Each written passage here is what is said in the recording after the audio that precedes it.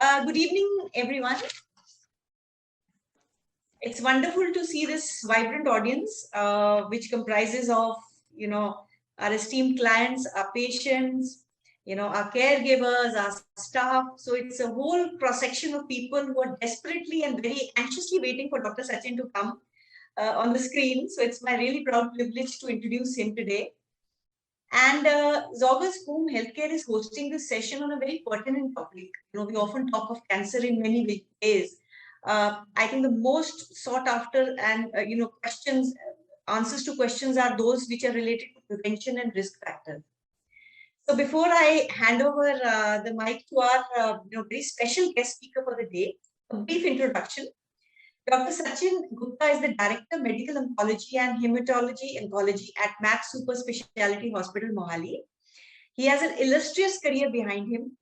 He's been associated with Medanta Cancer Institute, Medanta the Medicity, Gurgaon, and also worked as consultant medical oncology in Artemis Health Institute. So both big brands. In fact, he's one of the most sought after medical oncologists in the region.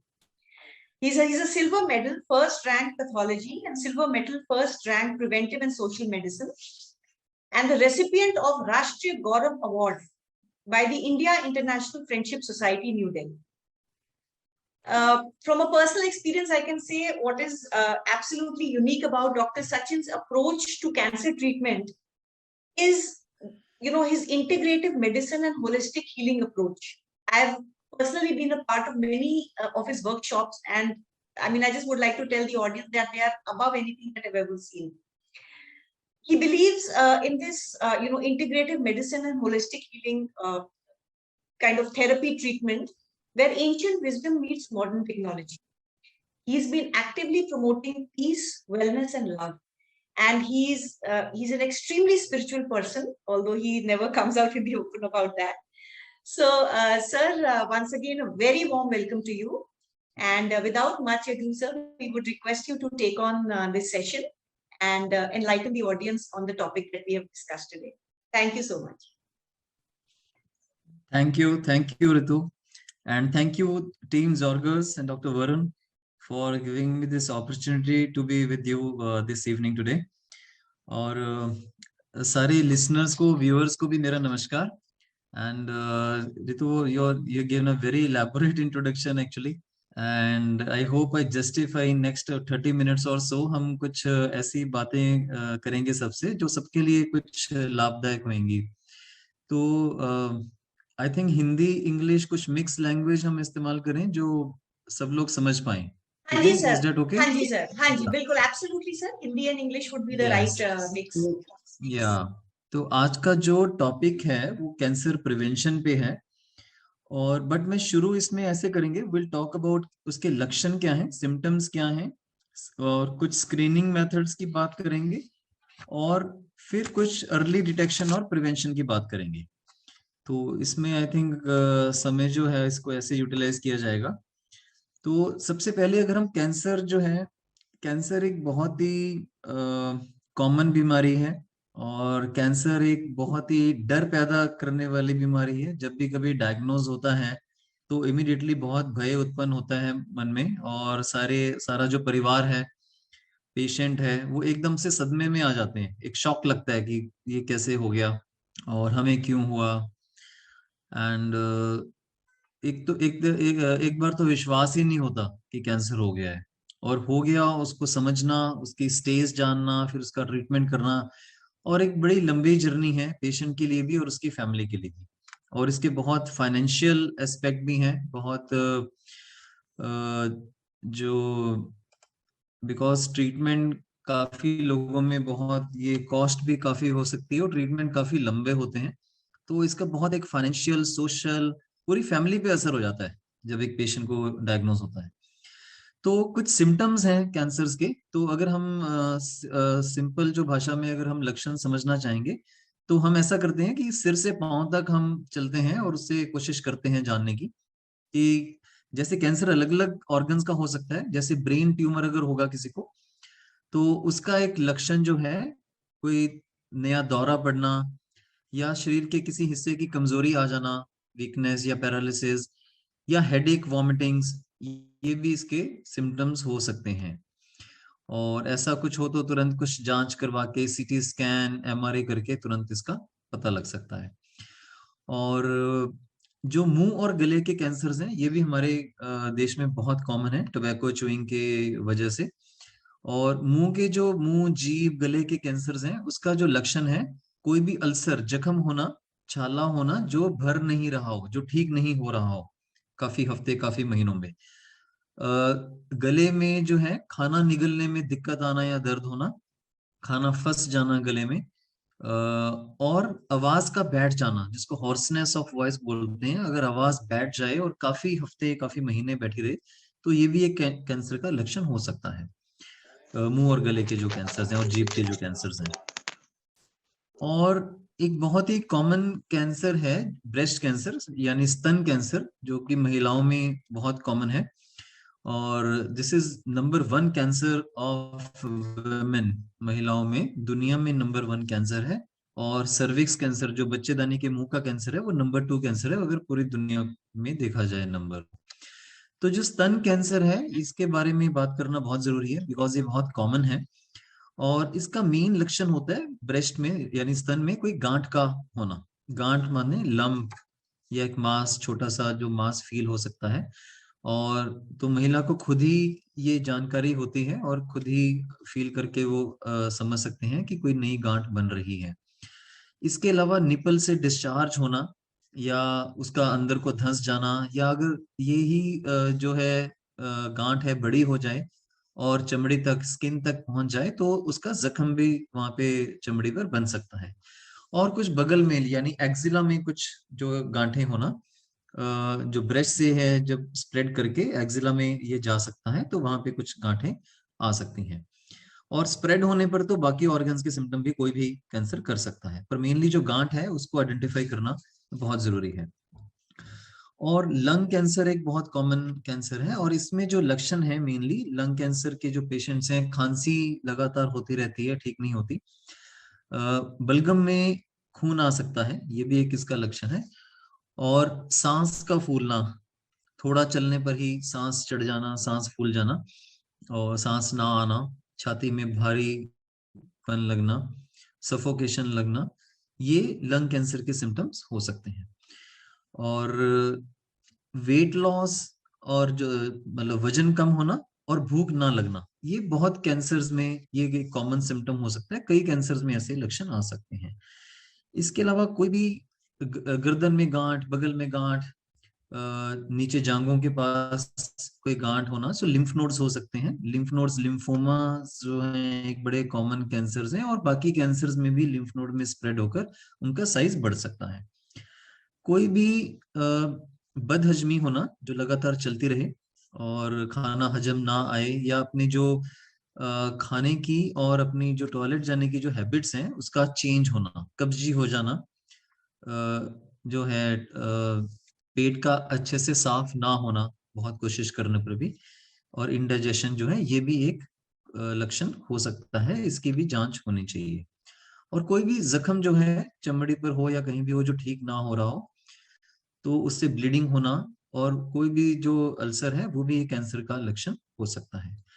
इसके अलावा बड़ी आंत के cancer कब्जी के साथ, या जो है पॉटी में अगर खून आ रहा है उसकी वजह से खून कम हो जाता है शरीर में, उससे भी उसका ये भी एक लक्षण है, खून की कमी होना।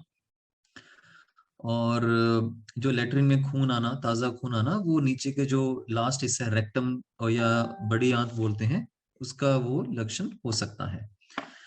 और हर ऑर्गन का अलग तरह का लक्षण हो सकता है डिपेंडिंग अपॉन कि कौन से ऑर्गन का कैंसर है। पैंक्रियाज के कैंसर में कॉमनली जॉन्डिस हो जाता है। ऐसे गॉल ब्लैडर का कैंसर जो है वो भी बड़ा कॉमन है, उसमें भी लिवर में स्प्रेड करता है, जॉन्डिस कर सकता है, पेट में दर्द कर सकता है। तो इस तरह का कोई पेन का लक्षण हो और कोई भी लिवर, स्प्लीन, कोई भी ऑर्गन का साइज बढ़ जाए, वो भी एक चिंता का विषय है और तुरंत उसकी जांच हो जानी चाहिए। तो कैंसर्स को जल्दी पकड़ने के लिए कुछ स्क्रीनिंग मेथड्स हैं। और लाइक जो ब्रेस्ट कैंसर है, ब्रेस्ट कैंसर कॉमनली जो है एक मैमोग्राफी का टेस्ट है जो कि ब्रेस्ट का एक्सरेज है बेसिकली। 40 साल के ऊपर की महिलाओं में ये कहा जाता है कि रूटीनली 1-2 साल में मेमोग्राफी करवा के चेक कर सकते हैं, ताकि कोई गांठ आ रही है तो उसको जल्दी पकड़ लिया जाए, छोटे साइज की हो तभी पकड़ लिया जाए स्टेज 1 में, और ताकि इलाज जो है सरल हो जाए, आराम से हो जाए, और कम इलाज में ही क्योर हो सके। वन क्वेश्चन और सर। इसके अलावा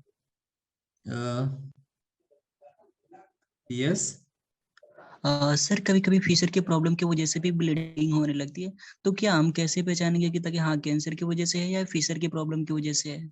हाँ, वो हम बात करेंगे। अभी हम क्या ऐसा करते हैं, क्वेश्चंस हम एंड में लेते हैं, मैं आपको सारी जानकारी देता हूँ, काफी कुछ आपके सवालों का जवाब जो है लेक्चर में हो जाएगा, उसके बाद हम जी सर। क्वेश्चन आंसर सेशन करते हैं, राइट। या तो ब्रेस्ट कैंसर की स्क्रीनिंग के लिए मेमोग्राफी का टेस्ट है, जो कि काफी इजीली उपलब्ध है। काफी जो गवर्नमेंट के अच्छे हॉस्पिटल्स हैं और प्राइवेट हॉस्पिटल्स और डायग्नोस्टिक सेंटर्स में मेमोग्राफी की मशीन्स हैं, जो और एक स्क्रीनिंग वैन्स भी हैं, बहुत हॉस्पिटल स्क्रीनिंग कैंप्स भी करते हैं, और ये आसानी से करवाया जा सकता है, और बहुत इसकी कॉस्ट भी बहुत ज्यादा नहीं है।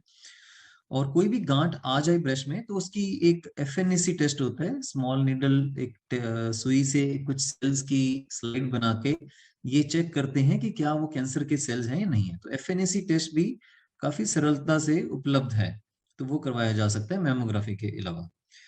और कोई भी ऐसी गांठ महिला को लगे तो तुरंत उसकी जांच करवा लेनी चाहिए। इसके अलावा जो सर्विक्स कैंसर है, जो बच्चेदानी के मुंह का कैंसर है, ये भी एक बहुत कॉमन कैंसर है, हमारे देश में भी काफी कॉमन है ये। और इसकी जो स्क्रीनिंग है, इसका जो लक्षण है वो है माहवारी के अलावा कोई भी ब्लीडिंग होना, पर वेजाइनल जो ब्लीडिंग है माहवारी के अलावा होना, वो इसका एक कॉमन लक्षण है। और इसकी जांच जो है गायनेकोलॉजी डॉक्टर जो है बड़े सरलता से एक चेकअप करके देख सकते हैं कि वहां कोई अल्सर तो नहीं बन गया है, और उसकी एक स्लाइड टेस्ट जिसको पैप स्मीयर बोलते हैं, वो करके या बायोप्सी करके इसको जांच कर सकते हैं। और रेडियोथेरेपी से बड़ा आसानी से इसका ट्रीटमेंट भी किया जा सकता है, और ये भी काफी हद तक अर्ली स्टेजेस में क्योर हो सकता है। और जो कोलन कैंसर है, यानी बड़ी आंत का कैंसर, जिसमें कि मोस्टली ब्लीडिंग हो सकती है, खून कम हो सकता है शरीर में, बिकॉज धीरे धीरे खून वहां से रिश्ता रहता है जख्मों से, और इसका और जो रेक्टम या एनस, जो एनल कैनाल है, जो लास्ट हिस्सा है हमारी फूड पाइप का, वहां से ब्लीडिंग या अल्सर की वजह से खून की कमी होना और कब्जी होना, ये उसके लक्षण हो सकते हैं। अभी जो प्रश्न उन्होंने पूछा अभिषेक जी ने, तो जो अपना जो फूड पाइप का जो लास्ट हिस्सा है, एनल कैनाल या रेक्टम, वहां अगर कोई अल्सर हो तो उसमें बिल्कुल रेड ताजा खून जो है आ सकता है। और आमतौर पे इसको बवासीर से या फिशर से कंफ्यूजन की जाती है। अगर हम बिना जांच के या बिना प्रॉपर चेकअप नहीं करेंगे तो बहुत से डॉक्टर्स और बहुत से जो पेशेंट्स हैं वो बवासीर का या फिशर का ट्रीटमेंट ले लेते हैं, और रेक्टल एनल कैंसर मिस हो सकता है, और उसकी मिस होने की वजह से फिर बाद में स्टेज एडवांस हो जाती है और ट्रीटमेंट थोड़ा मुश्किल हो सकता है। तो इसके लिए जरूरी है कि एक प्रोक्टोस्कोपी का टेस्ट होता है, जो कि सर्जन्स और डॉक्टर्स जो हैं प्रोक्टोस्कोपी से चेक कर सकते हैं कि ये बवासीर है या कोई कैंसरस अल्सर है। इसके अलावा एक फिंगर टेस्ट होता है, वहाँ फूड पाइप के रास्ते में उंगली से भी हम जांच कर सकते हैं, उसमें भी इसका पता लगाता है। इसके अलावा सिग्माइडोस्कोपी, दूरबीन से जो जांच है, उसमें बहुत क्लियरली ये दिख जाता है कि ये फिशर, बवासीर या कैंसर है। तो बिना जांच के ये नहीं माने कि ये सिर्फ फिशर या बवासीर है या हेमोरॉइड्स जिसको बोलते हैं हम टेक्निकली, वो है। इसमें कैंसर रूल आउट करना बहुत जरूरी है। और ये प्रश्न बहुत अच्छा पूछा अभिषेक जी ने, बिकॉज हम अपनी प्रैक्टिस में बहुत कॉमनली देखते हैं कि जो रेक्टम या एनल कैनाल के जो कैंसर्स के पेशेंट्स हमारे पास आते हैं, वो कई कई महीने तक बवासीर का और फिशर्स का ट्रीटमेंट ले चुके होते हैं, और कईयों ने तो उसकी सर्जरी भी कराई होती है, बट बिकॉज प्रॉपर जांच नहीं हुई होती तो उसके ऊपर जो है कैंसर का जो अल्सर्स है वो मिस हो गया होता है, और बाद में स्टेज एडवांस हो जाती है। तो इसके लिए प्रोक्टोस्कोपी, फिंगर टेस्ट और सिग्माइडोस्कोपी बहुत सरल टेस्ट है, और कोलोनोस्कोपी में पूरी बड़ी आंत की जांच हो सकती है। और ये स्क्रीनिंग टेस्ट भी है। 50 साल की, 45 साल की एज के बाद हर 10 साल में एक बार कोलोनोस्कोपी भी कर लेनी चाहिए। और एक और जो कॉमन कैंसर है जो स्क्रीनिंग जिसकी की जाती है वो है प्रोस्टेट कैंसर, यानी गदूद का कैंसर। प्रोस्टेट एक ऑर्गन है जो कि जो वीर्य है या सीमन है उसका जो और स्पर्म्स के लिए वो उसके न्यूट्रिशन के लिए जो जूस बनता है सीमन, वो प्रोस्टेट ग्लैंड्स जो है वो सिक्रीट करते हैं। और तो ये ग्लैंड जो है इसका साइज उम्र के साथ बढ़ता रहता है। एडवांस एज में लाइक 60-70 ईयर्स के बाद तो प्रोस्टेट का साइज काफी बढ़ जाता है, जिसमें कि पेशाब करने में दिक्कत आती है। और बार बार पेशाब के लिए जाना, रात को उठकर बार बार जाना, पेशाब की धार जो है वो धीमी होना, पेशाब के लिए ज्यादा जोर लगना या इजिली शुरू ना कर पाना पेशाब करना, ये इसके लक्षण हो सकते हैं। और ये कैंसर बड़ी कॉमनली बोन्स में भी स्प्रेड कर जाता है और उसकी वजह से बोन पेन्स, बैक पेन, ये सब भी हो सकता है। इस कैंसर का एक सरल एक स्क्रीनिंग टेस्ट है जिसको PSA बोलते हैं, प्रोस्टेट स्पेसिफिक एंटीजन। ये एक ब्लड टेस्ट है और ये टेस्ट 45 ईयर्स के अबव की एज में हर साल रिकमेंड किया जाता है कि हम अपना जब एक एनुअल चेकअप करा रहे हैं तो एक PSA का टेस्ट भी साथ में कर सकते हैं और बहुत सस्ता टेस्ट है ये। और अगर PSA की मात्रा ब्लड में बढ़ती है तो ये एक उसका एक लक्षण है कि हमें उसकी प्रोस्टेट की ग्लैंड की बायोप्सी फिर करा के देखना चाहिए कि ये क्यों बढ़ रहा है। तो नॉर्मली भी थोड़ा बहुत बढ़ सकता है, बट अगर ज्यादा मात्रा में बढ़ रहा है तो ये प्रोस्टेट कैंसर का एक जो है एक अर्ली डिटेक्शन का एक मेथड है। इसके अलावा अल्ट्रासाउंड से और MRI, CT स्कैन वगैरह से भी हम फर्दर जांच करके ये पता कर सकते हैं कि कैंसर प्रोस्टेट का है या नहीं है। तो ये सब तो स्क्रीनिंग के थे। जो breast cancer, cervix, colon, prostate और हेड एंड नेक कैंसर जो है, जो मुंह और गले के कैंसर, वो इजिली हम टॉर्च से जो है लाइट रोशनी डाल के मुंह में देख सकते हैं कि कोई जीभ पर, गाल पर कोई अल्सर है, तो उस अल्सर की फर्दर जांच की जा सकती है। तो ये बड़े कॉमनली OPD में हम इन चीजों को देख सकते हैं और बहुत से डॉक्टर्स ये सब डिटेक्ट करने में सक्षम हैं, उनकी ट्रेनिंग है इसके लिए। तो ये तो होगी लक्षण और जो है अर्ली डिटेक्शन की बात कि हम कहाँ कहाँ पे उसको जल्दी डिटेक्ट कर सकते हैं। और इसके अलावा मैं कुछ मिनट बात करना चाहूंगा प्रिवेंशन के लिए, जो कि हमारा एक मुख्य एक आज की टॉक का एक टॉपिक था कि इसको इससे बचें कैसे। कैंसर होना तो चलो बाद में हम टेस्ट और वो करके जांच करके उसका ट्रीटमेंट करेंगे, बट उससे पहले आती है prevention, and prevention is always better than cure, ये हम सब जानते हैं। पर शायद हम उतनी अपनी खुद की जिंदगी में मेहनत नहीं कर रहे हैं, उतने इरादे पक्के करके अपने खान पान और बाकी चीजों पर ध्यान नहीं दे रहे हैं। तो कुछ चीजें मैं प्रिवेंशन पे कुछ मिनट अभी कुछ बात करके फिर बाकी के क्वेश्चंस हम लेंगे इसके बाद। तो प्रिवेंशन के लिए बहुत जरूरी है, सबसे नंबर 1, तंबाकू का इस्तेमाल बंद करना। सो जो तंबाकू है, चाहे वो चबाने वाला खाने वाला तंबाकू है, जो खैनी, गुटखा और जो मुंह में हम जो कई लोग जो हैं इसका सेवन करते हैं और मुंह में रखते हैं बनाकर, और तो इससे मुंह के, गले के, जीभ के, वॉइस बॉक्स, फूड पाइप जो इसोफेगस जिसको बोलते हैं, और उसके बाद जो नीचे पेट, पैंक्रियास, ब्लैडर, ये सारे कैंसर जो हैं बढ़ते हैं। और जो दूसरा है तंबाकू का इस्तेमाल स्मोकिंग में, जो कि सिगरेट या बीड़ी की जो स्मोकिंग है, ये एक बहुत प्रमुख कारण है कैंसर का। सो तंबाकू चाहे किसी भी फॉर्म में हो, चाहे वो चबाने वाला खाने वाला हो, चाहे वो स्मोकिंग के फॉर्म में हो, ये बहुत ही हानिकारक है। इसका 1% भी किसी भी तरीके का कोई लाभ नहीं है हमारे शरीर को।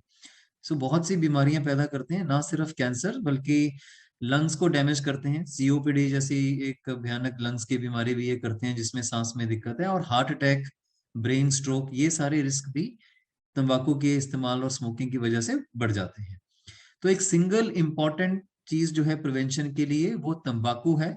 अगर तंबाकू का सेवन बंद कर दें तो हमारे देश में तो लगभग 40% कैंसर तो वैसे ही खत्म हो जाए, और लंग्स और जो है हृदय की जो बीमारियां हैं उसमें भी बहुत कमी आ जाए। तो ये सबसे इम्पोर्टेंट है। दूसरा है जो अल्कोहल से भी बचें, ये भी बहुत सी बीमारियां और लिवर डैमेज करती है, और कई तरह के कैंसर्स हैं, और फूड पाइप के भी हैं, ब्रेस्ट का भी है, जो कि अल्कोहल के सेवन से ज्यादा उसका जो है इंसिडेंस बढ़ जाता है। इससे भी बचना चाहिए। तीसरा इंपॉर्टेंट पॉइंट है अपना एक जो है वेट को मेंटेन करना। वजन ना बढ़ने दें। मोटापा जो है उसमें भी बहुत से कैंसर्स का रिस्क बढ़ता है, ब्रेस्ट कैंसर का भी रिस्क बढ़ता है, ओवेरियन कैंसर, एंडोमेट्रियल जो बच्चेदानी का कैंसर, और कई तरह के पेट के कैंसर, लिवर के कैंसर, इन सब का इंसिडेंस जो है मोटापे में ज्यादा है। तो अपना वेट रिडक्शन करने के लिए अपनी खाने पीने की जो चीजें हैं उसकी क्वालिटी भी, उसकी क्वांटिटी भी। एक तो हम अधिक मात्रा में खा रहे हैं, जितना हमें हमारे शरीर को आवश्यकता नहीं है उससे भी ज्यादा हम उसका सेवन कर रहे हैं। और वैरायटी आजकल बहुत ज्यादा हो गई है, जंक फूड की अवेलेबिलिटी बहुत है, और कुछ ना कुछ रोज कोई पार्टी, कुछ कोई ना कोई फंक्शन, बर्थडेज, एनिवर्सरीज, तो बहुत कुछ चलता रहता है, और हम बिना सोचे समझे बहुत ये चीजें एक्स्ट्रा जो मात्रा में अपने शरीर में डालते रहते हैं। और कई चीजें हमारे शरीर के लिए फिट भी नहीं है, हम फिर भी खा लेते हैं। और बहुत सी पदार्थ जो हैं, बहुत से केमिकल्स का इस्तेमाल बहुत है, कलरिंग एजेंट्स हैं, उसमें भी केमिकल्स हैं। खाने को और सुंदर बनाने के लिए और उसकी जो है उसकी प्रेजेंटेशन इंप्रूव करने के लिए बहुत चीजों का इस्तेमाल हो रहा है, वो भी हमारे शरीर के लिए हानिकारक है। हमारी कोशिश होनी चाहिए कि हम एक शुद्ध, ज्यादा से ज्यादा हो सके शाकाहारी खाना लें, फल और सब्जियों का सेवन ज्यादा करें, और ताजा फल सब्जियां, और खाने को बार बार पकाना, बार बार पका के फ्रिज से निकाल के फिर गर्म करके खाना, उसमें भी उसके जो विटामिन कंटेंट और न्यूट्रिशन जो है वो नष्ट होती है। तो कोशिश होनी चाहिए कि ताजा बना खाना उसी समय हम ग्रहण करें, ताकि हमें एक पूरा उसकी पौष्टिक जो उसकी जो नेचर है उसका पूरा फायदा मिले हमारे शरीर को। और एक बड़ी सिंपल सी बात है कि अगर हम पेट्रोल की गाड़ी में मिट्टी का तेल डालेंगे तो उसका इंजन खराब हो जाएगा, isn't it? सो डीजल की गाड़ी में पेट्रोल नहीं डलता, पेट्रोल की गाड़ी में मिट्टी का तेल नहीं डलता, पर हम अपने शरीर में क्या कुछ डालते हैं वो हम सब जानते हैं। और इसके अलावा जो जीभ का जो स्वाद है उसके लिए हम जो एक्स्ट्रा खाते रहते हैं उस पे भी कंट्रोल करना बहुत जरूरी है। सो जैसे कि मैंने बोला कि क्वांटिटी और क्वालिटी दोनों पे बहुत उसका अपना कंट्रोल करना चाहिए। सो ज्यादा से ज्यादा कच्चा खाएं, जो रॉ फ्रूट्स एंड वेजिटेबल्स हैं जिसमें उसके विटामिन उसके नष्ट ना हो, और प्रोसेस्ड चीजें, डब्बा बंद चीजों को कम से कम करें। तो उसका बहुत फैशन हो गया है, तो उसको बहुत कम करने की जरूरत है। एंड इसके अलावा एक्टिविटी, हमारा लाइफस्टाइल बहुत सिडेंटरी है, बैठकर काम करते रहते हैं, एक्सरसाइज नहीं है। तो कुछ ना कुछ 30-40 मिनट की एक्सरसाइज करना बहुत जरूरी है। एटलीस्ट हफ्ते में 5 दिन हम एक्सरसाइज जरूर करें, ताकि शरीर में जो है हमारी ताकत बनी रहे, हमारी मसल स्ट्रांग रहे, और हमारा मेटाबॉलिज्म ठीक से चलती रहे, और खाना जो है उसको हम फैट्स हैं और जो कार्बोहाइड्रेट्स हैं वो कंज्यूम होंगे, नहीं तो वो फैट में बदलकर हमारे शरीर में लेयर की लेयर चढ़ जाएगी उसकी। और इसके अलावा एक स्ट्रेस फ्री जीवन जो है ये भी जरूरी है। स्ट्रेस तो चलो होगा, स्ट्रेस मैनेज करना आना चाहिए, स्ट्रेस फ्री नहीं कह सकते हैं। हमारी लाइफ में, रूटीन में कुछ ना कुछ ऐसी घटनाएं या कुछ ना कुछ होता रहेगा जो हमें हमें चिंता का विषय बनता रहेगा, तो हमें उसको मैनेज करना है। तो एक्सेप्टेंस के साथ और लव और फॉरगिवनेस के साथ, सो फॉरगिवनेस बहुत जरूरी है। अगर हम अंदर अपने दूसरों के प्रति द्वेष और ये हेटरेड या ऐसा कुछ भावनाएं जमा करके रखेंगे, तो वो भी कहीं ना कहीं हमारे जो है चक्रा सिस्टम है उसमें एनर्जी फ्लो में ब्लॉक कर देती हैं, और वो भी हमारी बीमारियों का कारण है। तो खूब प्रेम करना, प्रेम बांटना, प्रेम देना लेना, और माफ करना, ये बहुत जरूरी है। ना माफ कर कर हम अपने अंदर ही बहुत कुछ जो है जमा करते रहते हैं, और वो हैवी होता रहता है, हमारा सिस्टम जो हमारा एनर्जी फ्लो है वो ब्लॉक लग जाते हैं, और ये बहुत एक प्रमुख कारण है काफी तरह की बीमारियां बनने का। एंड इसके अलावा हम अपने जो श्रोताओं को मैं एक बताना चाहूंगा कि ऑर्गेनिक खाना बहुत जरूरी है। बहुत से केमिकल्स का इस्तेमाल हो रहा है फार्मिंग में, और ये केमिकल्स जो है फूड पाइप, जो फूड चेन के थ्रू हमारे शरीर में जाकर जमा हो रहे हैं, और ना सिर्फ कैंसर बट और भी जो हृदय की किडनी की और इनफर्टिलिटी की, स्किन प्रॉब्लम्स, आइज की प्रॉब्लम, हेयर लॉस, बहुत प्रॉब्लम्स जो हैं इन केमिकल्स की वजह से हैं। हमने खुद एक ऑर्गेनिक फार्मिंग कम्युनिटी शुरू की है ट्राई सिटी में, यहाँ चंडीगढ़ मोहाली में, जहाँ की हम एक 4 एकड़ लैंड लेकर खुद सब्जियां उगा रहे हैं, और जो हमारी मेंबर फैमिलीज हैं वो आपस में उसको हम डिस्ट्रीब्यूट करते हैं। तो आप भी अपने अपने एरियाज में ऑर्गेनिक फार्मिंग की तरफ जो है अपना जो कदम बढ़ाएं, और खुद शुरू करें जहां भी पॉसिबल है, ग्रुप बनाकर या अपने किचन गार्डन्स बनाकर खाने को अपने जो है न्यूट्रिशन वैल्यू बढ़ाएं और उसको और शुद्ध बनाएं, केमिकल फ्री बनाएं। और इसमें आप थोड़ा नेचर के साथ भी जुड़ेंगे और आपको थोड़ा एक्टिविटीज करने का भी जो है समय मिलेगा। एंड एक और जो इम्पोर्टेंट चीज है, कुछ वैक्सीन अवेलेबल हैं। हर कैंसर के लिए तो नहीं है, बट कुछ कैंसर्स हैं जो वैक्सीन से जिनका जो है रिस्क कम किया जा सकता है। जैसे लिवर कैंसर जो हेपेटाइटिस बी की वजह से हो सकता है। हेपेटाइटिस बी एक वायरस है, तो वायरल इन्फेक्शंस जो करती हैं, तो हेपेटाइटिस बी की वैक्सीनेशन उपलब्ध है, वो की जा सकती है, और इससे हेपेटाइटिस बी की इन्फेक्शन और उससे होने वाले लिवर कैंसर को कम किया जा सकता है। और एक और इम्पॉर्टेंट है human papilloma virus vaccine. So human papilloma virus जो है वो सर्विक्स कैंसर का कारण है। सर्विक्स कैंसर यानी बच्चेदानी के मुंह का कैंसर। तो इसके लिए कुछ वैक्सीन अवेलेबल हैं, जो सब गायनेकोलॉजिस्ट डॉक्टर्स हैं उनको इसकी जानकारी रहती है। तो जो लड़कियों में और महिलाओं में ये वैक्सीन का इस्तेमाल किया, 9 से 45 साल की एज में इसको रिकमेंड किया जाता है। इसकी 3 डोजेज होती हैं। तो ह्यूमन पैपिलोमा वायरस के लिए जो वैक्सीन है, उसके इस्तेमाल से सर्विक्स कैंसर के इंसिडेंस को काफी हद तक कंट्रोल किया जा सकता है। तो इसकी जानकारी आप अपने नजदीक के गायनेकोलॉजिस्ट डॉक्टर से ले सकते हैं। और आई थिंक प्रिवेंशन के लिए मैंने काफी पॉइंट्स बता दिए हैं। अब कुछ समय बच गया, हम क्वेश्चन आंसर्स ले सकते हैं, one by one we can take up. So आप लेट मी, चैट बॉक्स में तो कोई क्वेश्चंस नहीं है। विपिन जी आप पूछिए अपना question, Vipin Kumar.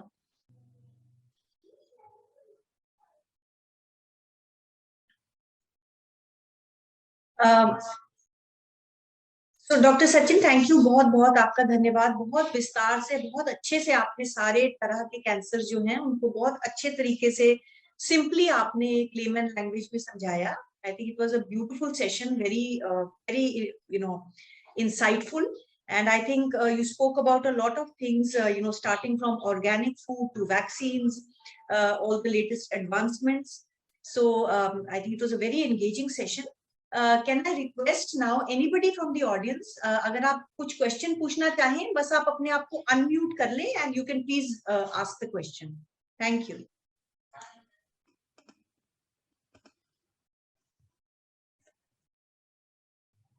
I can see some hands. Monika महाजन, आप पूछना चाहते हैं कुछ?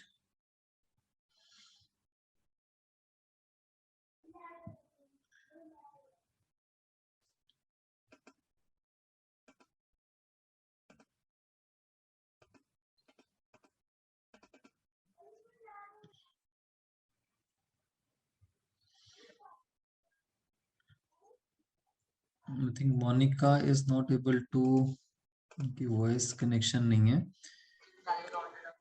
Hello sir, good evening sir. हाँ जी, यस पूछिए। Sir my question is that कि मेरी फैमिली मतलब क्लोज फ्रेंड थे एक, उनकी ब्रेस्ट कैंसर रिमूव हो गया था, बट उसके 3 मंथ्स के बाद उनकी डेथ हो गई। तो मैं ये पूछना चाहती हूँ कि रिमूव होने के बाद भी इसका जो मतलब कैंसर का जो सरवाइव होना मुश्किल हो जाता है पेशेंट का? मतलब नहीं, देखो किसी भी कैंसर में उसका सर्वाइवल जो है डिपेंड करता है कि वो कैंसर किस स्टेज में है और उसने कौन कौन से जो दूसरे ऑर्गन्स हैं, दूसरे अंग हैं, उनको प्रभावित किया हुआ है या स्प्रेड हो चुका है।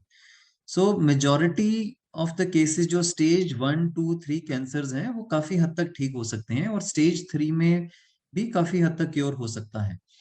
आमतौर पर जो स्टेज 4 कैंसर्स हैं उसमें क्योर पॉसिबल नहीं होता है, बट कई स्टेज 4 में भी इलाज के द्वारा लाइफ को काफी प्रलॉन्ग किया जा सकता है और कैंसर को कंट्रोल करके कई पेशेंट्स काफी नॉर्मल जीवन भी जी सकते हैं। बट इट ऑल डिपेंड्स कि कौन सा कैंसर है, लाइक जो पैंक्रियाज का या गॉल ब्लैडर या स्टमक कैंसर अगर स्टेज 4 होते हैं तो वो काफी जो है उसमें सर्वाइवल ज्यादा नहीं मिलता है।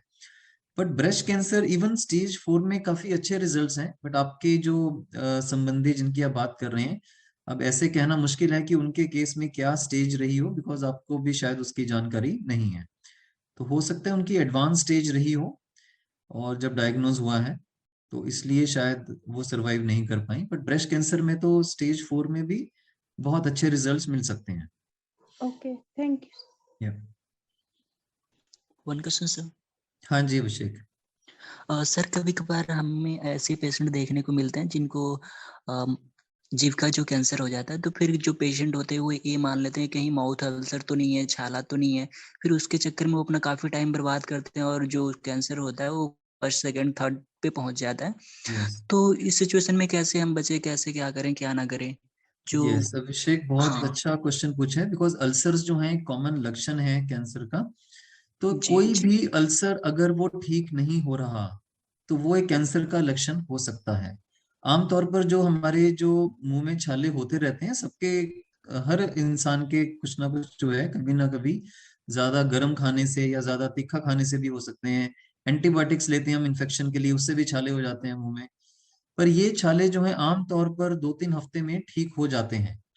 अगर कोई भी अल्सर या छाला अगर वो नहीं ठीक हो रहा है तो तुरंत उसकी जांच करवानी चाहिए। एक बायोप्सी के टेस्ट से और जांच जी से हम सर। क्लियरली पता कर सकते हैं कि ये कैंसरस अल्सर है या कोई नॉर्मल अल्सर है। जी सर, तो उसकी जांच थैंक को यू। डिले नहीं करना चाहिए। Okay sir, thank you. Yeah yeah hi sir, I wanted to ask one question. जैसे आजकल हम सुनते हैं कि थर्ड स्टेज पे कैंसर पहुंच गया था, फिर पता लगा सर्विकल कैंसर था या ब्रेन कैंसर था, तो हमें काफी जब थर्ड स्टेज पे हुआ तब पता लगा। तो how can we detect, like early stage पे कैसे पता लग सकता है इन चीजों के बारे देखो, अर्ली स्टेज जो है उसको पता करने के तो लक्षण जो है उसको इग्नोर नहीं करना है।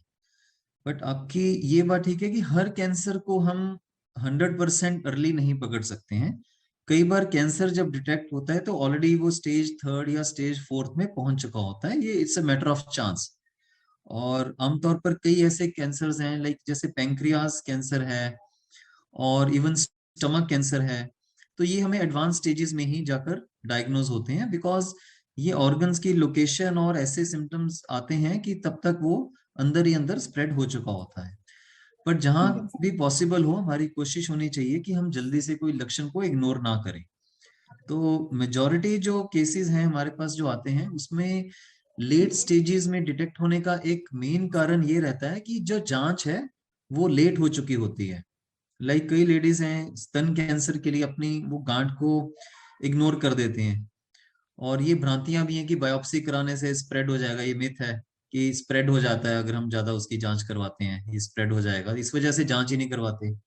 और कई बार हम जैसे पहले एक प्रश्न पूछा था कि जो फिशर का ट्रीटमेंट या पाइल्स का ट्रीटमेंट करके रेक्टल कैंसर लेट हो जाता है। इसी तरह से लंग कैंसर जो है हमारे कंट्री में जो ट्यूबरकुलोसिस है ये बहुत कॉमन है। जो फेफड़े के कैंसर वाले पेशेंट्स हैं वो कई 6-6 महीने टीबी की दवा खा के फिर हमारे पास पहुंचते हैं। तो में? उसको उसकी जो जांच करने में जो एफर्ट है उसकी कमी पेशेंट्स की तरफ से भी है और मेडिकल कम्युनिटी की तरफ से भी है। कहीं ना कहीं हम इन लक्षण को आइडेंटिफाई करने में देरी कर देते हैं और वो स्टेज उसकी बढ़ जाती है। सो सर, जैसे हमारे टेस्ट होते हैं, जैसे हम रेगुलर हमारा ब्लड टेस्ट करवाते हैं, जैसे कोई प्रॉब्लम ना हो तो हम रेगुलर टेस्ट करवाते रहते हैं। तो कैंसर को डिटेक्ट करने के लिए भी ऐसा फिर रेगुलर टेस्ट हो सकता है जो हाँ, हमें मैंने regularly जैसे करवाना चाहिए? स्क्रीनिंग टेस्ट की बात की है। देखो, कोई भी 100% कोई भी टेस्ट नहीं होता है। इसमें कुछ चांसेस होते हैं उसको जल्दी पकड़ने के। एक तो हम अपना एनुअल हेल्थ चेकअप करवा सकते हैं जिसमें कि ब्लड टेस्ट हैं लिवर के, किडनीज के, सीबीसी, और एक मेमोग्राफी टेस्ट 40 साल के ऊपर, कोलोनोस्कोपी 45-50 के ऊपर, और पीएसए का जो ब्लड टेस्ट है पुरुषों में वो 45 साल के ऊपर, और पैप स्मीयर जो है वो मैरिड लेडीज को करवाना चाहिए, अनमैरिड में नहीं करते हैं, उसके बाद ही उसकी जो है चांसेस बढ़ते हैं। तो एवरी 2-3 इयर्स एक पैप स्मीयर का टेस्ट कर सकते हैं जांच के लिए कि उसमें कोई सर्विक्स में जो बच्चेदानी का मुंह है उसमें कोई चेंजेस तो नहीं आ रही। और मुंह और गले के कैंसर तो देख के ही समझ में आ जाते हैं।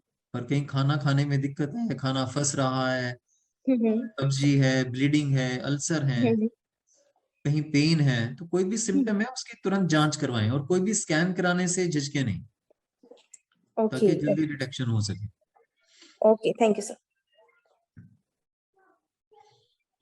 Hello yes.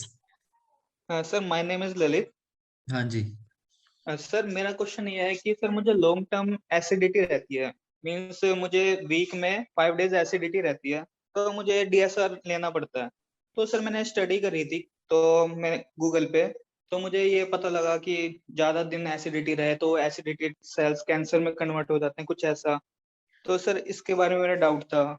यस, कोई भी लॉन्ग टर्म प्रॉब्लम अगर बनी रहे अंदर ही अंदर, तो एसिड, ज्यादा एसिड जो है या एसिडिटी है, वो भी हमारे अंदर के जो सेल्स हैं, लाइनिंग जो है फूड पाइप की, उसको डैमेज करके और उस वहां इंजरी होती रहेगी, तो लंबे समय के बाद ये कैंसरस प्रोसेस में कभी कभी हो सकता है। ऐसा कोई जरूरी नहीं है कि ऐसा हो। तो अगर आपको एसिडिटी है, पहले तो एसिडिटी का कारण क्या है? सबसे प्रमुख कारण है एसिडिटी का एंजाइटी या चिंता या स्ट्रेस। तो एसिडिटी अपने आप नहीं होती है, उसका भी पीछे कोई उसका कारण होना चाहिए, उस कारण को आइडेंटिफाई करना जरूरी है। दूसरा, जो हम एसिडिटी के लिए पेंटोसेड और इस तरह की जो दवाइयां लेते रहते हैं कंटिन्यूसली, और हमारे देश में और भी जो बहुत लोग हैं, सालों साल ये एसिडिटी सप्रेस करने की दवाएं लेते रहते हैं, और जब वो दवाएं लेते हैं तो एसिड सप्रेस हो जाता है, और दवा बंद कर देते हैं तो एकदम से ज्यादा एसिड बनता है, तो उनको दोबारा दवा शुरू करनी पड़ती है, तो इस तरह से छोड़ नहीं पाते हैं।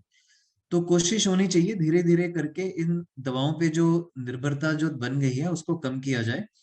और गैस्ट्रोएंटरोलॉजिस्ट जो डॉक्टर्स हैं, वो एक एंडोस्कोपी करके जांच कर सकते हैं कि अंदर एक तो आपका स्टमक और फूड पाइप को चेक कर सकते हैं कि वहां कुछ इस तरह की कोई प्रॉब्लम तो नहीं पैदा हो रही है कैंसर जैसी, और ज्यादा एसिड बनने के कारण को भी आइडेंटिफाई करने के लिए कुछ टेस्ट किए जा सकते हैं। तो आप अपने खुद का जो है जांच करवा के गैस्ट्रो डॉक्टर से इसकी इसका कारण ढूंढने की कोशिश कीजिए कि क्यों एसिडिटी आपको ज्यादा रहती है, और तब उसका समाधान होगा। Alright, okay, thank you sir. Hello sir, मेरा इसके रिलेटेड एक क्वेश्चन है, क्या हम ब्लड पीएच चेक कर सकते हैं? ब्लड पीएच हम चेक कर सकते हैं, और हम हॉस्पिटल में पेशेंट्स का चेक करते हैं, पर आमतौर पे इसकी जरूरत नहीं होती है, रूटीन उसमें टेस्टों में जरूरत नहीं है इसको टेस्ट करने की। ये कुछ सीरियस पेशेंट्स में ब्लड पीएच चेक किया जाता है। ओके, अगर किसी को कैंसर है तो वो तो करवा सकता है ना, तो चेक के? नहीं, उसका कोई लाभ नहीं है ना। कैंसर है तो उसके और ट्रीटमेंट होंगे, उसका पीएच से ट्रीटमेंट नहीं किया जाएगा, पीएच बेस्ड ट्रीटमेंट नहीं है इसके लिए। ओके, और सर एक ग्रेड 2 और स्टेज 2 में क्या डिफरेंस है? आर दे सेम के stage no 2? No no, grade होता है कैंसर के सेल्स की जो उसकी जो बनावट है, जो माइक्रोस्कोप में देखते हैं कि वो कितने एग्रेसिव हैं, कितने फास्ट मल्टीप्लाई करने वाले हैं, उसके हिसाब से ग्रेडिंग होती है। और जो स्टेजिंग है, स्टेज का मतलब है कि कैंसर का साइज कितना बढ़ गया है, जो उसका जो लंप है, जो गांठ है, वो कितनी बड़ी हो गई है, उसका साइज क्या है, वो आसपास के ऑर्गन्स में घुस रही है कि नहीं, या वो कहीं और स्प्रेड हो गया है कि नहीं। तो स्टेज 4 में जैसे अपने ऑर्गन से निकल के कहीं और पहुंच जाए तो उसको स्टेज 4 बोलते हैं। तो ग्रेड और स्टेज दो अलग अलग चीजें हैं। तो स्टेजिंग फिर कौन से टेस्ट से पता चलता है? स्टेजिंग हम सीटी स्कैन्स, एमआरआईज और पेट स्कैन्स, इन टेस्टों से करते हैं। ओके, बायोप्सी से नहीं पता चलेगा? बायोप्सी से कैंसर की डायग्नोस होगा कि वो कैंसर सेल्स हैं या नहीं है, और किस किस्म के हैं, कौन से ऑर्गन से शुरू हुए हैं, तो उस पे बायोप्सी पे बहुत एडवांस टेस्टिंग कर सकते हैं। पर स्टेजिंग के लिए आमतौर पर सीटी स्कैन्स, एमआरआईज और पेट स्कैन किए जाते हैं। ओके, ठीक, thank you. Sir, I would like to pick up a question from the chat box. ये बहुत अच्छा क्वेश्चन है श्रेया महाजन जी का। हाँ जी। इसमें I'll just read it out. How to encounter with ourselves if we come to know regarding any stage of cancer we are facing, as we panic, and when we hear about the dangerous disease. So I think effectively what Shreya ji is wanting to ask is how to deal with the first. Deal with the, yes. Yeah, So, sir, I think it's a Shreya very ji, pertinent question. Thank you. Yes. So जैसा कि मैंने lecture के शुरू में ही कहा था कि cancer का डायग्नोज होते ही हमें एक बहुत डर पैदा होता है मन में, और एक बहुत शॉक वाली कंडीशन में हम पहुंच जाते हैं। तो देखो, जिंदगी में कोई भी समस्या जब आती है और मेजर समस्या आती है तो सबसे पहले हम उसमें डिनायल में होते हैं। डिनायल मतलब हम उसको स्वीकार ही नहीं करते कि हमें ये हो गया है या हमें ये हो सकता है। और सो डिनायल, जब ये बार बार हमें ये बताया जाता है या हमारी फिर समझ में आ जाता है कि हाँ डायग्नोस है, बायोप्सी में आ रहा है, स्कैन में आ रहा है, तो हमें एक एक्सेप्टेंस की स्टेज में जाना पड़ेगा। सो इसके लिए खुद भी जानकारी उसकी गैदर करना, तो आजकल बहुत सोर्सेज हैं, जैसे गूगल की अब बात करें, बट गूगल को बड़ी समझदारी से इस्तेमाल करना है कि जितनी जानकारी हम ले सकें। बट एक स्पेशलिस्ट जो है उसके पास जाना बहुत जरूरी है। सो जो ऑन्कोलॉजिस्ट हैं, like I am a medical oncologist, इस तरह से सर्जिकल ऑन्कोलॉजिस्ट, रेडिएशन ऑन्कोलॉजिस्ट, और plus we have psychologist help and, तो अपने डॉक्टर से एक डिस्कशन करना, उसकी कैंसर के बारे में अधिक जानकारी प्राप्त करना कि वो कैंसर के क्या उसके जो है सिम्टम्स हो गए हैं, वो कितना एग्रेसिव है या नहीं एग्रेसिव है, या स्लो चलने वाला है या फास्ट चलने वाला है, और उसकी स्टेज क्या है। ये सब जानकारी जो है ये पाना जरूरी है। और फिर अपने स्पेशलिस्ट से ये डिस्कस करना कि उसके लिए हम क्या कदम उठा सकते हैं, क्या स्टेप्स ले सकते हैं उसको ठीक करने के लिए। सो ट्रीटमेंट पे जब हम बात करते हैं तो हमें कॉन्फिडेंस आता है कि चलो लाइक काफी हद तक जो है बहुत से कैंसर्स के लिए काफी ट्रीटमेंट्स आजकल उपलब्ध हैं।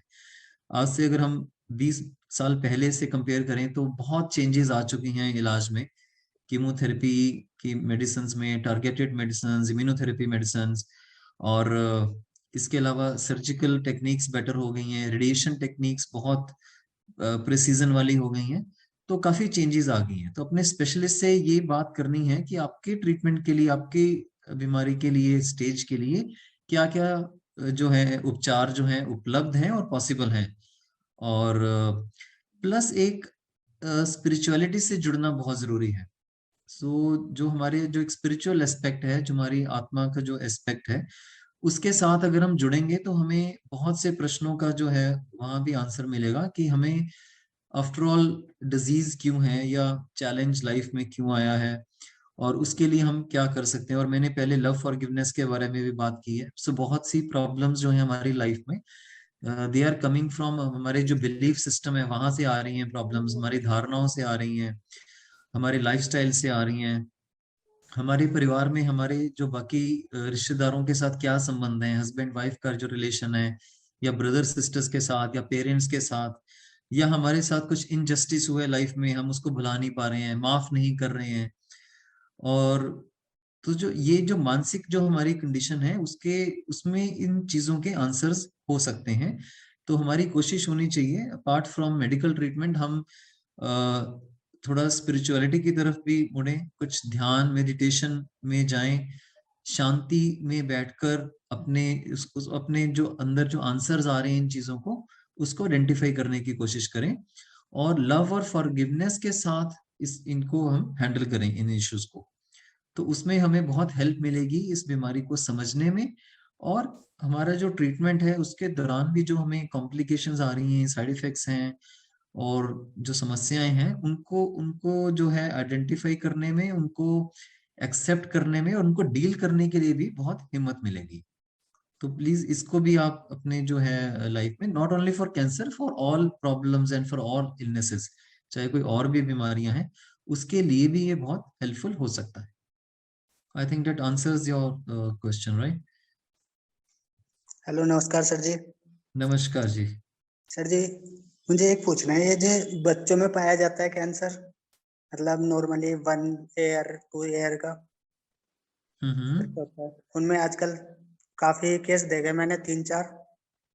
हाँ देखो, कैंसर किसी भी एज में हो सकता है। आमतौर पर कैंसर जो है एडवांस, जो एल्डरली जो ग्रुप है, जितनी हमारी आयु बढ़ती है तो कैंसर का जो है इंसिडेंस बढ़ता है। पर बच्चों में कुछ खास किस्म के कैंसर्स होते हैं, जैसे विल्म्स ट्यूमर है, न्यूरोब्लास्टोमा है, कुछ ब्रेन ट्यूमर्स हैं, और एक ब्लड कैंसर जो है ALL, ये बच्चों में बहुत कॉमन है।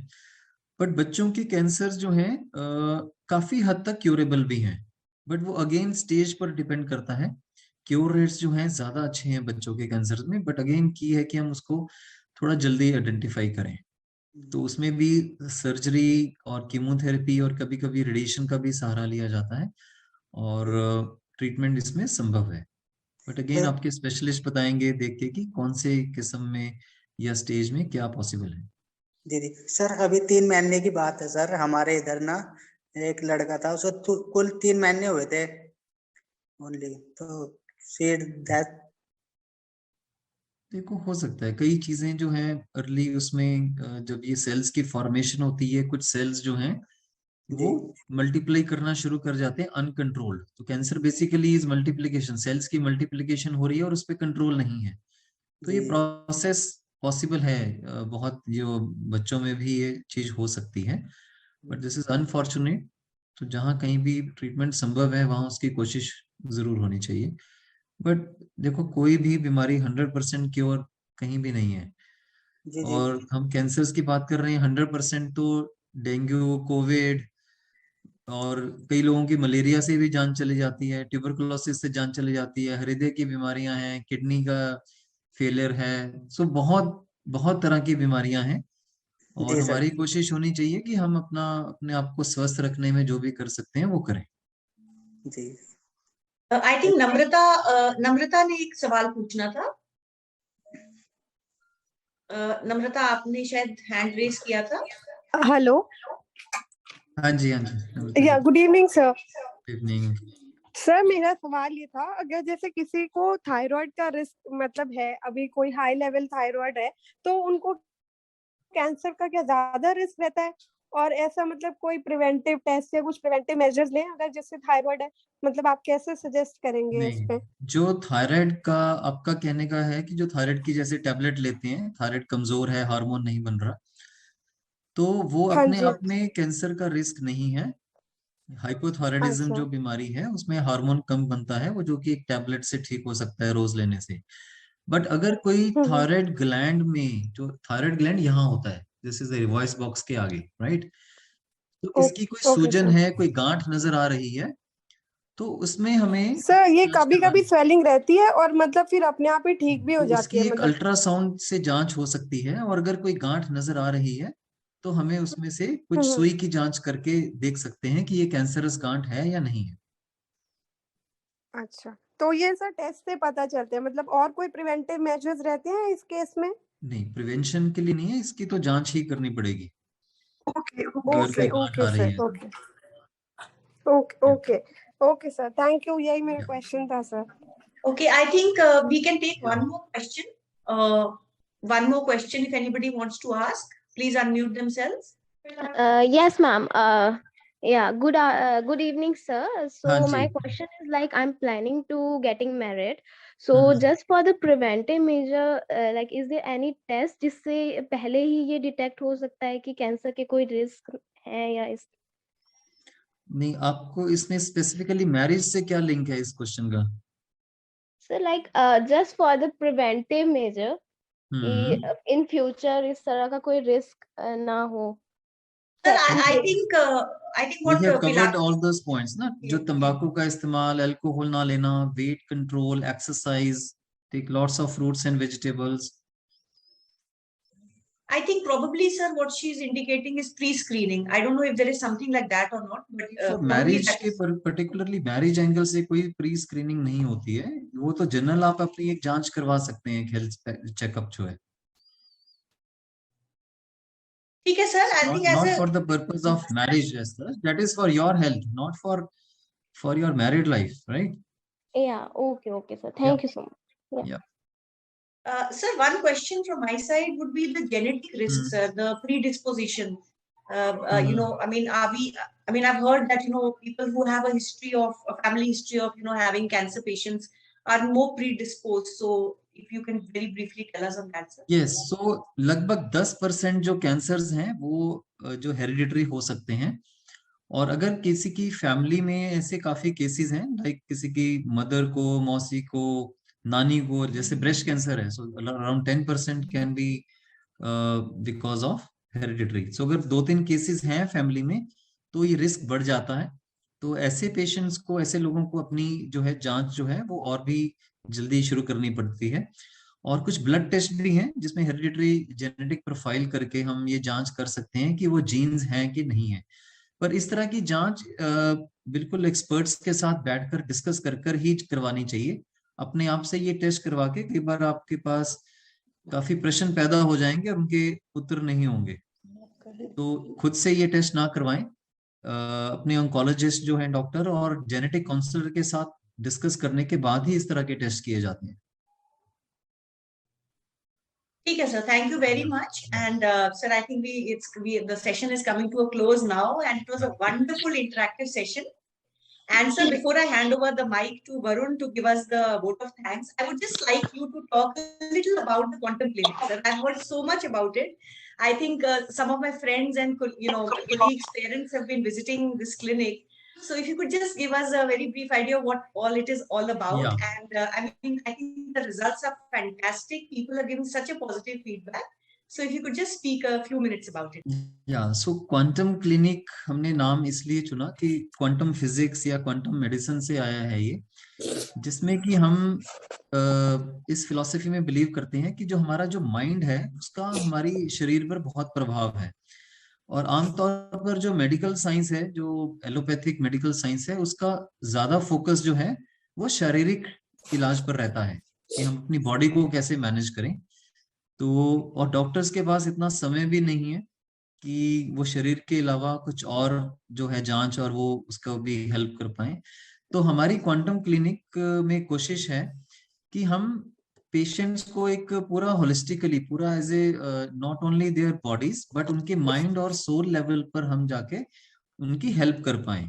तो जैसे मैंने पहले लव और फॉरगिवनेस की बात की है, इसके अलावा ग्रेटिट्यूड का जो फीलिंग है, जो हम थैंक्स बोलना जो है और माफ करना, थैंक्स बोलना, प्लस अपने जो सिस्टम में, जो बिलीफ सिस्टम में चेंजेस लाकर, अफर्मेशंस कर कर, मंत्रास बोलकर, साउंड हीलिंग कर कर, प्लस योगा मेडिटेशन इस्तेमाल कर कर हम अपने एनर्जी सिस्टम को अंदर से ठीक करें और अपनी मन और आत्मा के लेवल पर जाकर भी अपने आप को हील करें, ना सिर्फ शरीर पर हम कंसंट्रेट कर कर ना रहें।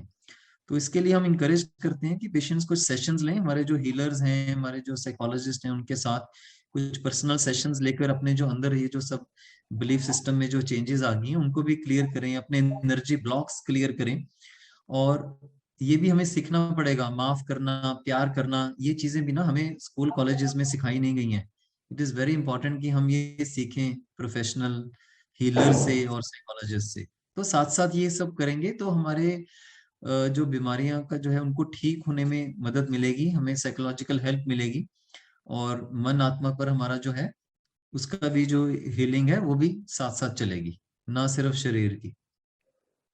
Wonderful, sir, and wish you all the best. And I'm sure a lot of patients, a lot of people, unwell people are benefiting, which I'm very much aware, and wishing you all the best in the future. So to our esteemed audience, I would like to say that we are also at the end of our 8-year celebrations. So for this, I think I would request Varun Gupta, our founder and CEO, to come on, switch on the camera and come on the forefront. And please share your views with us and also give a vote of thanks to our very esteemed guest speaker today. Varun? Sure. Thank you, first of all, Ritu. I hope I'm audible. Absolutely. Right. Okay. Firstly, thank you so much, Dr. Sachin. I think I have overheard all your conversation from the beginning till now. I must say, जो आपने quantum clinic की बात करी है, जो नाम दिया है, and plus the holistic approach that you have been following, this last 1 hour we have completely witnessed that. जितना patiently आपने सारा, you have explained everything about the cancer as a journey and the preventive aspects and the I would say most importantly the idea of what role mind or soul plays, or I would say your particularly जो हम पूरा एक 360 degree angle की बात करते हैं, it is not just that we should be working only on a health as one of the parameter or diet as one of the parameter. So mind, soul, so everything is interconnected. And I think that is where you have been reinforcing everything, and that coming from a medical oncologist, because normally हम लोगों ने ये देखा है कि जो doctors होते हैं वो बहुत मेडिकल साइंस की बात करते हैं, and your case seems to be to exception कि जहां पर आप एक पूरा एक होलिस्टिक और एक 360 डिग्री अप्रोच की बात कर रहे हो. तो I must congratulate you on all your efforts and my sincere thanks to you for enlightening our audience today and being so patient in answering all the questions, right? So now about Zorgers, yes. So we formally complete 8 years today, and it is all about this journey is a mix of, I would say, a great learnings for us. I think the way first time in India we've been able to create a team of, say, highly skilled, motivated, about 4,500 plus caregivers, right? So who are fully dedicated in terms of providing all possible support to dependent elders and bedridden patients. So Zorgers has been fully committed in terms of, improving the quality of life of such individuals, whether it is a dependent elder or somebody who is a bedridden patient. हमारा जो story है वो ज्यादा migrant population से link रहा है, people who are who are like leave their hometowns in terms of their livelihood per se or a career per se, and finally I would say they their parents or grandparents or loved ones in a particular age needs a lot of tender care. So this we last 8 years we've been blessed to support almost 30,000 plus families through this network of 4,500 plus caregivers, and including all possible range of medical equipments. So I think as a key summary part, I would say that, again, for all the audience who have been connected on the call right now, so I would say it is more to do with the journey for the Zorgers is going to be more aligned. Number one, you will see us in maximum number of cities. So I think 2022, we are already, committed to start 15 more cities, including all major metros in India. So Delhi is the first thing that we are announcing in December.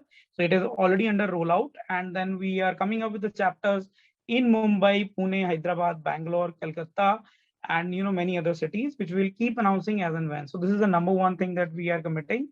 On a caregiving front, we are going to take this workforce of current 4,500 to minimum, I would say 50,000 by the end of this year. So that is again something that we are committed on. And thirdly, today we are highly, I would say, largely a physical healthcare service provider, and with banging on the ideas of Dr. Sachin here in this. So you would see Zorgers also growing a lot in the preventive space. आज हमारा जो patient, जो हमारा client है, वो primarily हमसे जो connect हो रहा है जब उनको लगता है कि उनके घर में एक डिपेंडेंट एल्डर या किसी को एक फिजिकल हेल्थ सपोर्ट की जरूरत पड़ रही है, किसी को नर्सिंग सपोर्ट चाहिए, पूरा आईसीयू सेटअप चाहिए, उस केस में लोग हमसे कनेक्ट होते हैं. Now henceforth you would see us lot of things coming in the preventive, like how do we promote the the independence of an individual. Like not necessarily you need a full-time caretaker or a nurse always. It is going to be a lot of health checkups at home, preventive elements, how to come up with the mind and wellness things for the elderlies, right? So a lot of, I would say, social networking elements for elders, for the patient communities also. So that is where you would see the the Zorgers as a brand evolving out there. So that's the key summary notes for all. Thank you so much. All of you have joined the call at this late evening, but I think it's very insightful, at least for me. Thank you so much.